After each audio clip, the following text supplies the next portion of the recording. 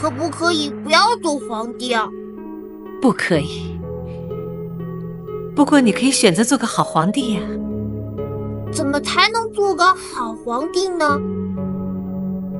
要仁慈，要孝顺。仁孝这2个字如果做到了，就会是个好皇帝。我是个好皇帝吗？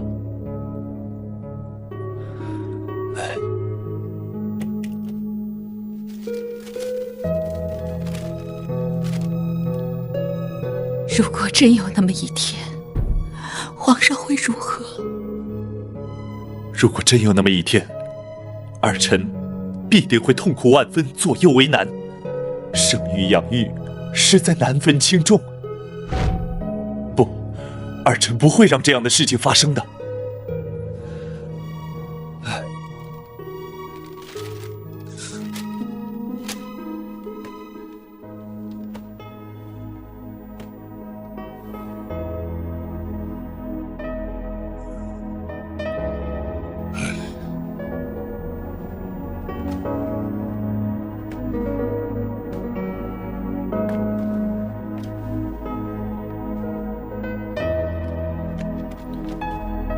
大人，白玉堂回去了。属下要他回献空岛等候通知。娘娘可曾安歇？没有，娘娘枯坐房中，不言不动。难为她了。大人，展昭有一言，不吐不快。你说。娘娘历经千辛万苦，忍受无比煎熬，如今总算可以平反，皇上却多有顾忌。展昭想尽娘娘心中之苦，已忍无可忍。展护卫，公孙先生，本府要听展护卫说下去。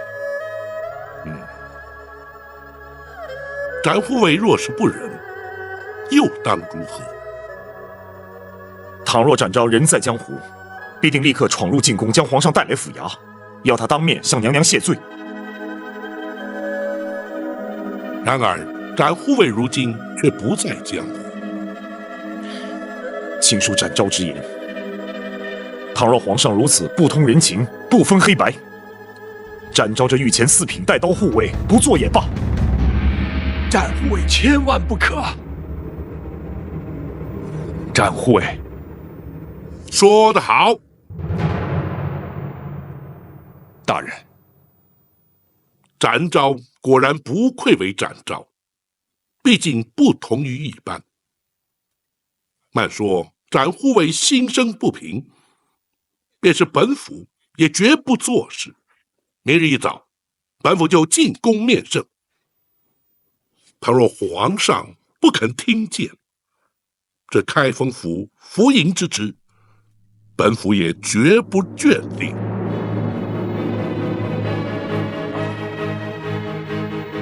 本府虽不若展护卫可以重返江湖，但若回到泸州老家，耕读一生，又有何不可？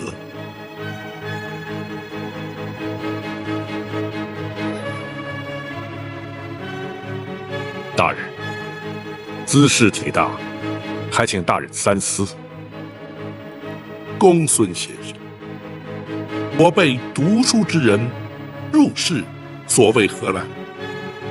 若不能分清黑白，据理力争，又如何整生民于水火，解百姓于倒悬？今日不能为娘娘平反，明日又如何为百姓洗冤？与其贪高官厚禄，而唯唯诺诺，尸位素餐，不宁求公理正义，而轰轰烈烈，青史留名。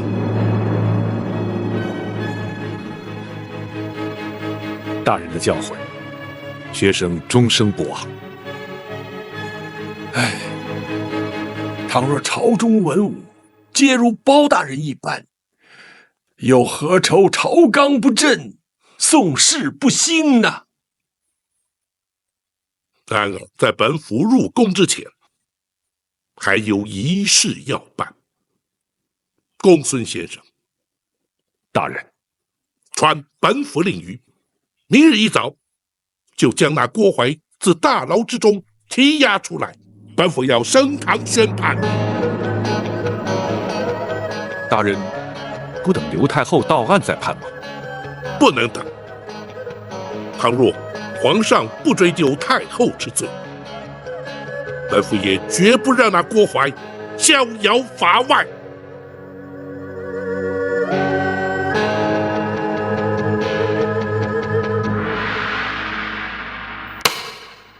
堂下听判。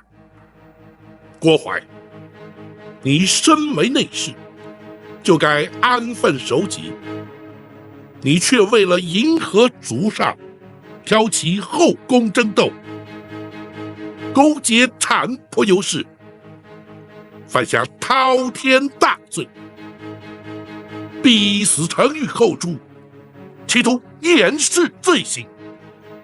本府以大宋律例，判你扎刀之刑。来人呐！在。糊涂他伺候。是。保着，洒家是后宫总管，你不去杀我！本府奉旨将你依法惩处，怎会无权？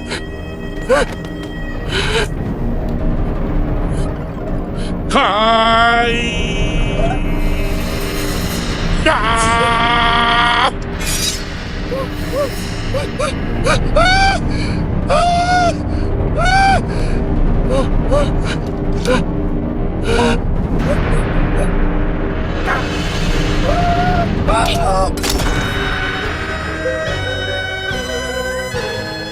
你杀了郭槐，回皇上，郭槐罪不可赦，臣是依法而行。你是生怕朕不再追究太后之罪，会连郭槐也获免刑，才速审速决，将他正法。皇上明鉴。朕说过，只要你不管太后之事，郭槐任你处置。启奏皇上，臣不能不管。你当真不肯撒手，非要管我赵家私务？你可知道昨夜朕在生育之恩与养育之情之间的矛盾挣扎是彻夜难眠？难道你非要逼朕不可吗？皇上，李某换太子一案，绝不仅是赵家私务，而涉及皇室道统、大宋国祚。废刘太后而因丽娘娘，也绝不仅是皇上私情，而关乎人心教化、社会伦常。皇上自诩以仁孝治国，若是己身不正，又将何以正人？包拯纵有天胆，也不敢逼迫皇上。然而，如今刘太后已是罪证确凿，皇上若是不下旨将她治罪，恐将难渡天下悠悠之考。包拯，难道你就不怕朕革了你的官职？皇上莫说要臣的顶上无上，更是要臣的项上人头。臣也绝不能让皇上背负着不孝的千古骂名。包拯，你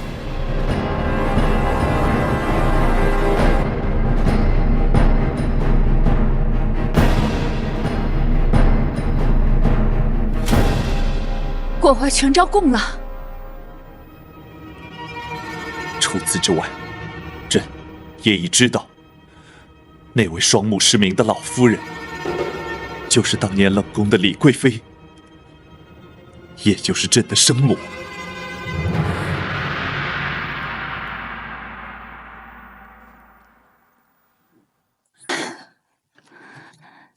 30年的梦魇，毕竟还是应验了。